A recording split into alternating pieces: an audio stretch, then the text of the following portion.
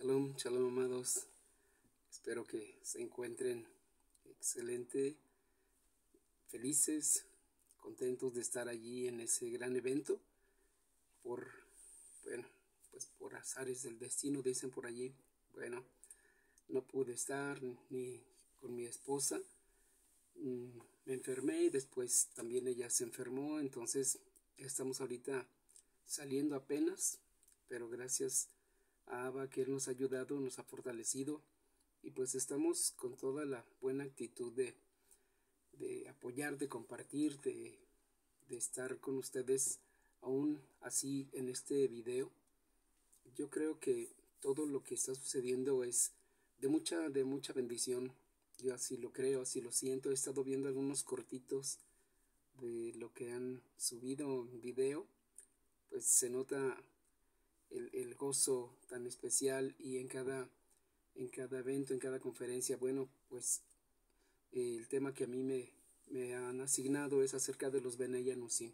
Un tema muy interesante porque eh, quizás no se ha enseñado mucho acerca de esto porque ah, tal vez no haya mucha información o tal vez nadie se quiere meter en esos asuntos.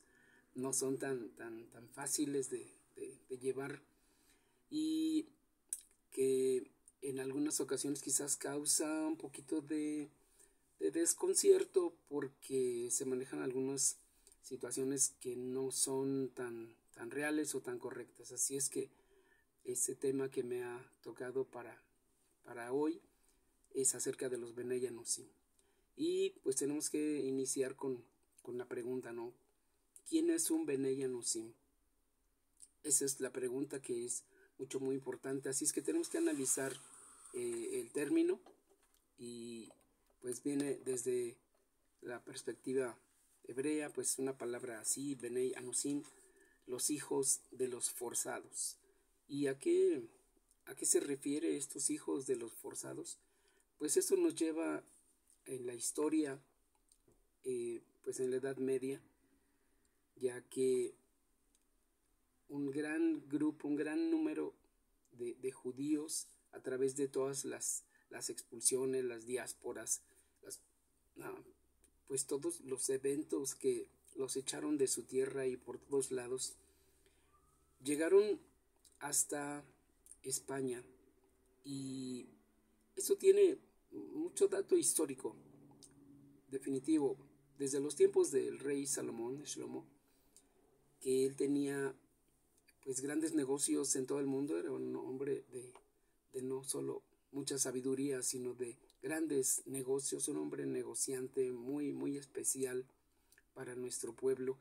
Él pues llegó a hacer negocios hasta Sefarat y se mencionan las naves de Tarshish, que eran ese tipo de naves españolas, lo que ahora decimos como españolas, pero pues de aquel tiempo, ¿no? En la península ibérica.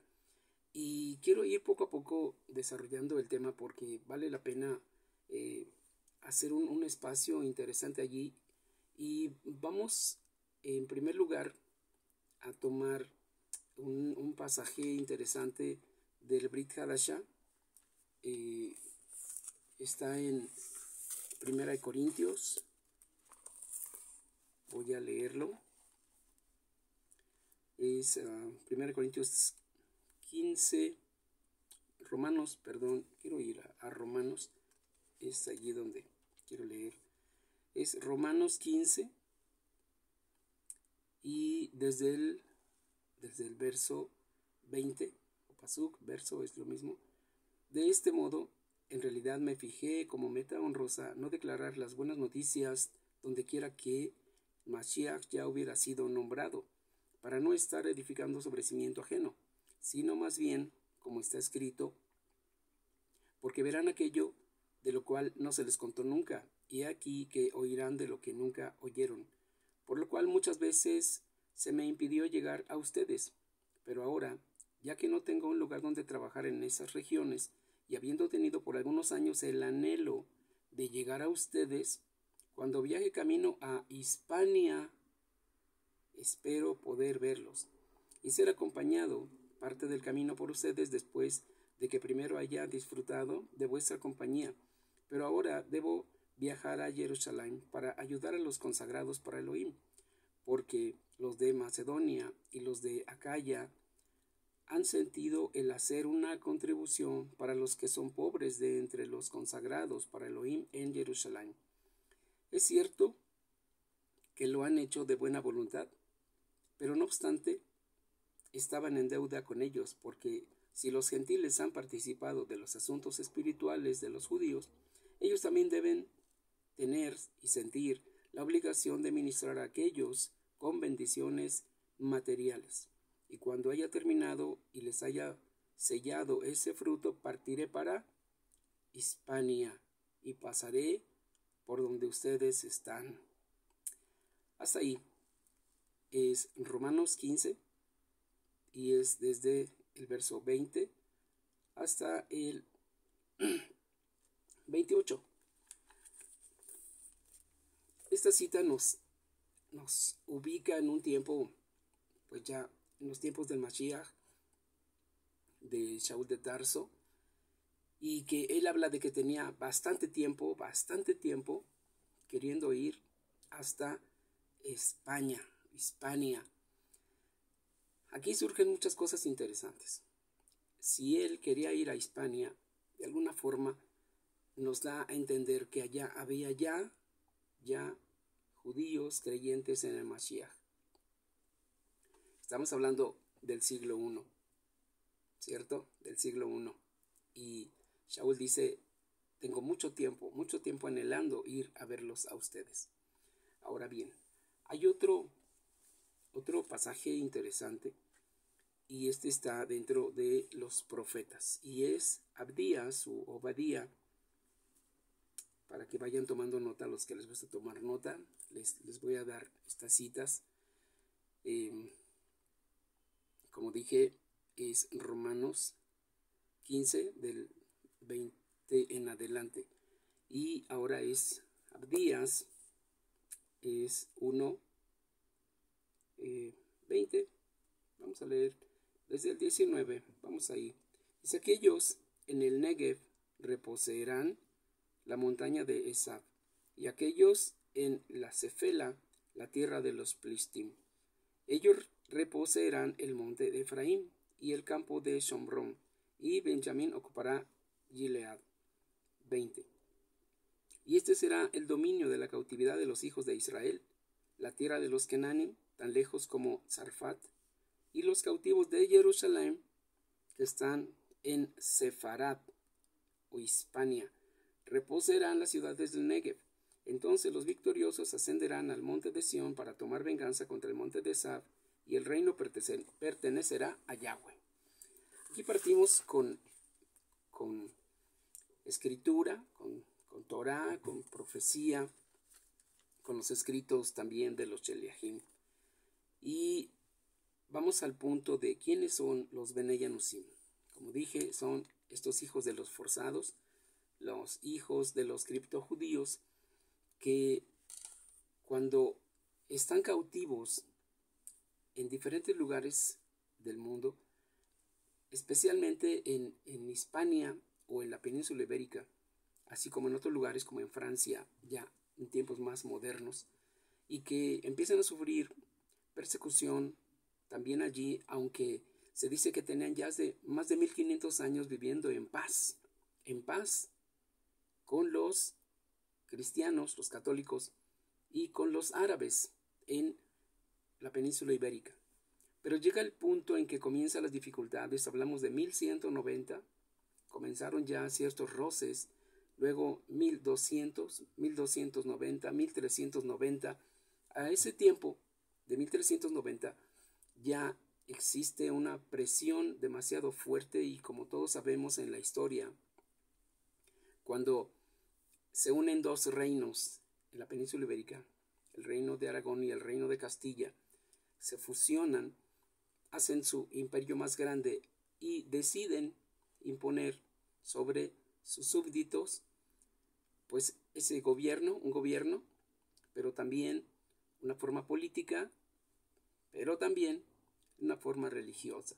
Así es que comienzan las presiones para los judíos y para los árabes y para todos los que vivían allí de convertirse al catolicismo, a la religión del Estado. Y fueron tantas las presiones, las dificultades, que muchos lo hicieron. Muchos judíos lo hicieron, se convirtieron muchos a la fuerza, por eso el nombre de los Bnei Anusim, los hijos de los forzados.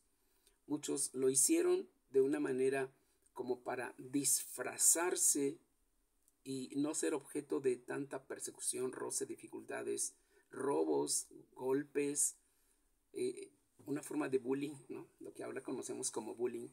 En aquel tiempo, por toda esa zona de la península ibérica y después en todo lugar, hasta el día de hoy, ¿no? Hay antisemitismo muy tremendo y muy terrible. Así es que comienzan los bautismos o las conversiones forzadas. Algunos lo hacen de una manera forzada, porque tenían mucho tiempo viviendo allí, en esos lugares, en esas ciudades, en España. Tengo aquí un mapa, quiero mostrarles de esos tiempos. Déjenme mostrar. Por aquí lo tengo. Espérenme un segundo. Un segundito. Quiero regresarme porque tengo un mapa muy interesante que va a ayudarnos con todo esto. Déjenme cambiar aquí. Ok. Quiero mostrarles esto.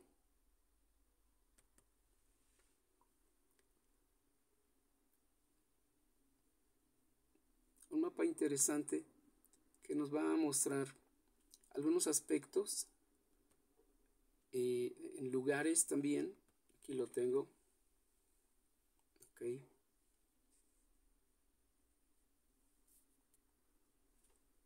Quiero que lo vean.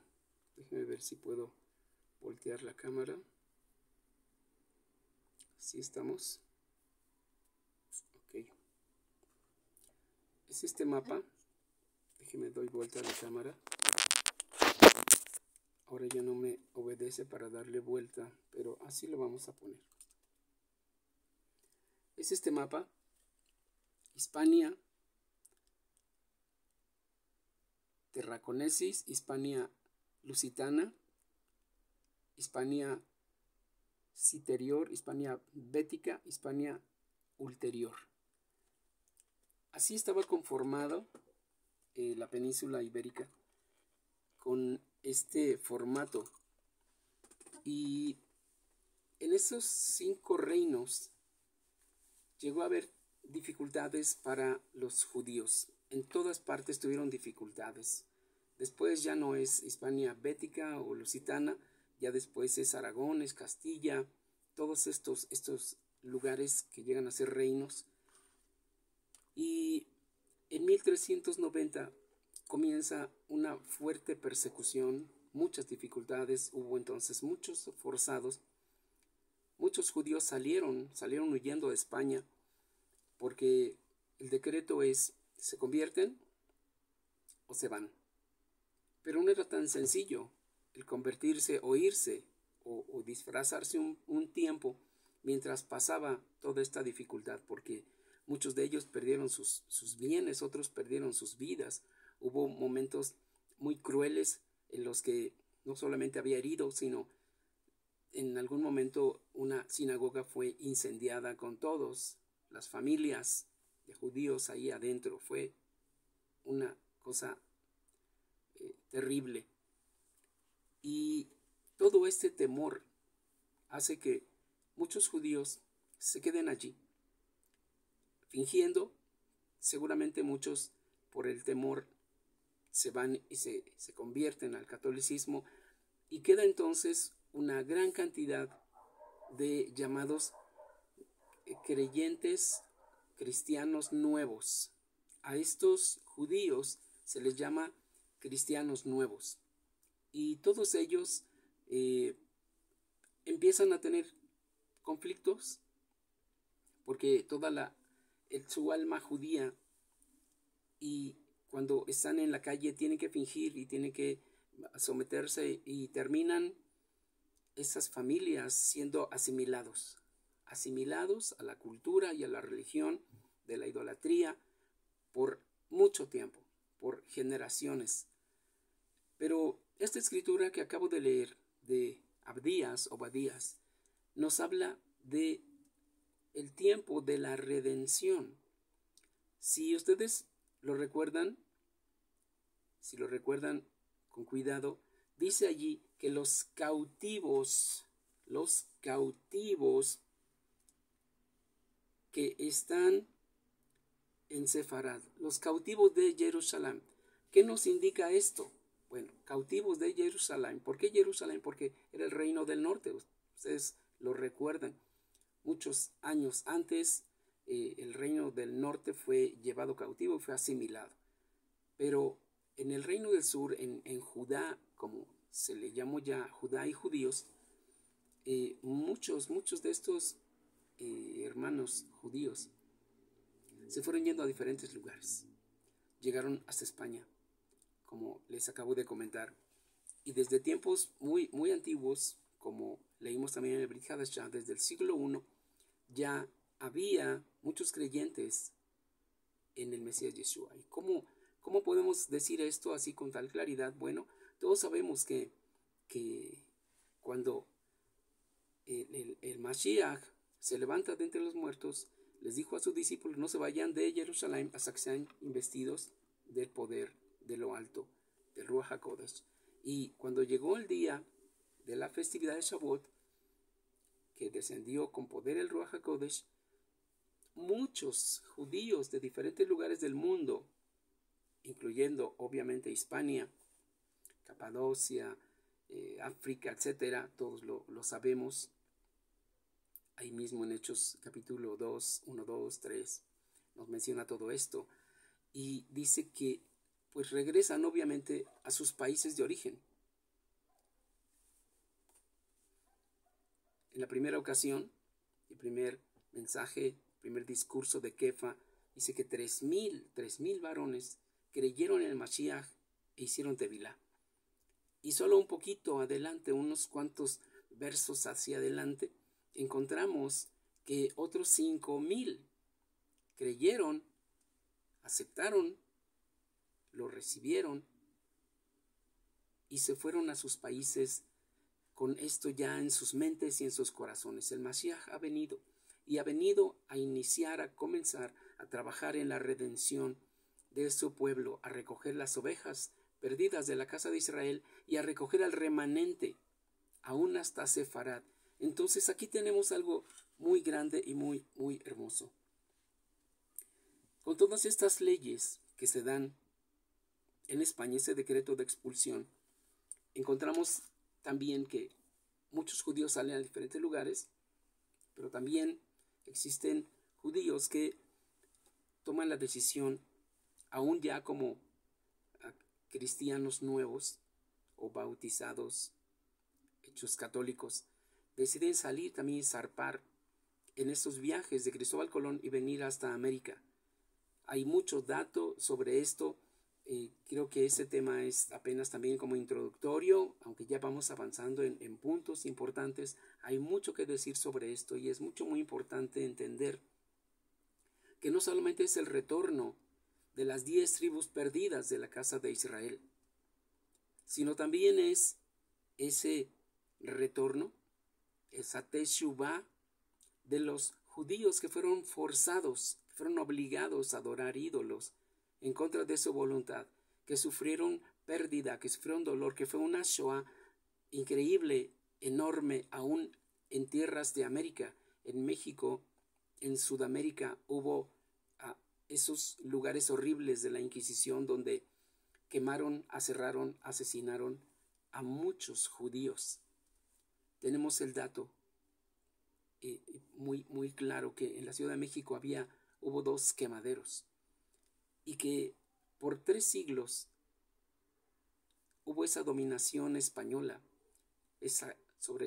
la corona española y y el yugo del clero por 3 siglos, y hubo movimientos de muchos para quitarse la bota del cuello. Y estos Beneyanos, no solo en México, pero también en Cuba, ya que está también ese dato interesante, pues, de los libertadores que hubo en América, como José Martí, como Bolívar, como en México hubo varios también, todos los que llegaron de España y que formaron pueblos y ciudades.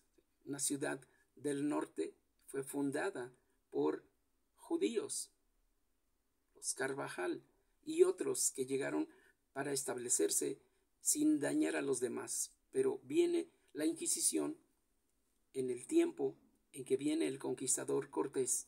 Él trajo frailes inquisidores porque se dieron cuenta que estaban saliendo muchos nuevos cristianos o cristianos nuevos. ¿Quiénes eran estos cristianos nuevos? Judíos que habían sido bautizados y convertidos. Y hubo una prohibición: no más cristianos nuevos a la Nueva España. Pero ya había aquí muchos, muchos. Y cuando llegan aquí, obviamente que encuentran una libertad para volver a vivir su judaísmo, volver a vivir el Shabbat, volver a vivir las festividades, volver a vivir todos los Moadim. Y de hecho hay una especie de amalgama cultural que trajeron los judíos, estos Benei Anosim, que muchos vuelven a retomar. Y cuando llegan los inquisidores, otra vez vuelven como a encriptarse, a estar un poco a escondidas, no solo en México, sino en todo Latinoamérica.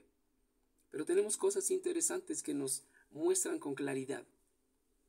Todos sabemos acerca de las festividades en invierno, ¿sí? La fiesta de las luces, y que se distingue porque hay comidas con aceite, que se hacen con aceite. Y lo que tenemos en América, en México, en muchos lugares, es los famosos buñuelos, que no es más que lo que trajeron estos judíos, criptojudíos, Benei Anusim, y que lo disfrazaron un poco o un mucho ya en la cultura en México, y aún ellos disfrazados como católicos. Pero la promesa del Eterno es que aún los cautivos de Jerusalén que estaban en Sefarad, ellos serán levantados, ellos serán restaurados. Y hay un mover tremendo en este tiempo de personas que han descubierto sus raíces judías, sus ancestros judíos. Muchos de ellos están retomando su herencia y están yendo al judaísmo tradicional. Pero muchos otros están dejando el catolicismo, muchos otros están dejando el cristianismo evangélico, porque tradicionalmente, cuando llegan las iglesias históricas protestantes a América, también los judíos en ese irse queriendo limpiar de todas esas contaminaciones de los ídolos, fueron y se escondieron por allí entre algunas iglesias históricas. Pero llegó el momento en que ellos también han experimentado ese llamado. Y hay mucho dato sobre esto. No quiero extenderme, quiero dejar el tema muy marcado, muy claro, y quizás, seguramente en la yeshiva iremos ampliando, porque hay mucho, mucho, mucho sobre esto. Porque una pregunta que es muy, muy sensible para muchos, pero debe ser muy honesta para todos, y es la siguiente: así como salió la Torá para los gentiles en el siglo I, y se preguntaron los judíos, los rabinos, los famosos, los poderosos, ¿por qué y quién sacó hacia el mundo gentil la Torá? Hubo silencio, hasta que alguien dijo: fue Benjamín. Benjamín. Sabemos que Shaul de Tarso, de la tribu de Benjamín, fue quien sacó la Torá y la Besorá hacia el mundo gentil de una manera poderosa. Asimismo, cuando ellos, los judíos, retoman su herencia judía y dejan de ser hebreos conversos en las iglesias protestantes para conformarse ellos mismos como judíos mesiánicos. Después de todas esas persecuciones, después de estos siglos de persecución, prácticamente en el siglo XIX, en Londres, Inglaterra, surge un movimiento de judíos. También en Hungría, y en 1925 se organiza en Estados Unidos. Luego en 1925 a nivel internacional, 1960 se renovó el nombre de judaísmo mesiánico. ¿Quiénes son ellos?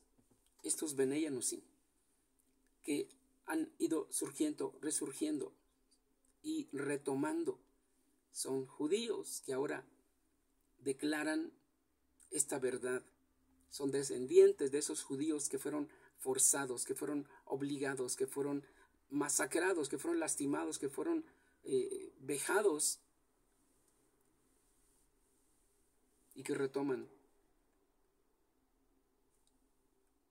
que son descendientes de esos judíos que fueron obligados y que ahora están tomando su herencia como pueblo judío. Esta parte es muy interesante y que en algunos casos está causando mucha dificultad y mucho problema y mucho roce. Todo siempre tiene que ver con el ego. Y hay algo que debemos estar muy conscientes de esto. Dice la Escritura que Efraín es dado a ídolos. Pero también dice que Efraín tiene envidia de Judá. Y dice también que Judá dejará de estar molestando a Efraín. Estos son asuntos del corazón, del ego, del orgullo. Y todo esto tenemos que seguir trabajando nosotros, cada uno dentro de nosotros. Porque si las dos casas tienen que juntarse en una sola, en la mano del Mashiach, ¿quiénes somos nosotros para querer dividir? ¿Quiénes somos nosotros para pretender ser los mejores unos u otros? La casa de Judá tiene un trato de parte del Eterno, del Todopoderoso, hasta que cuando venga el Mashiach lo van a tener que reconocer.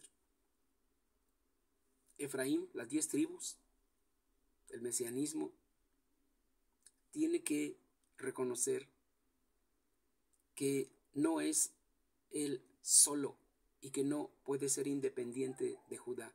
Y quizás para eso es que Yahweh se permitió que todos estos Benei Anusim estuvieran escondidos en medio del cristianismo y que Él los iba a levantar un día para estar en medio de estas dos casas y llamar a la unidad.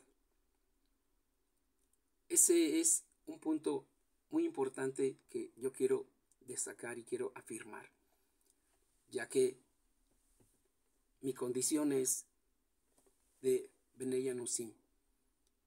Hace años que en el llamado del Todopoderoso de Yahweh para venir al Mashiach y a la Torah, hubo también un tiempo de búsqueda, una búsqueda espiritual muy fuerte, muy profunda. Y Él me fue dando todos estos tips de ir estudiando y profundizando y llegar a descubrir que en mis ancestros, tanto mi abuela paterna como mi abuela materna, al estar investigando y preguntando entre la familia, pues ellos tenían muchas costumbres judías.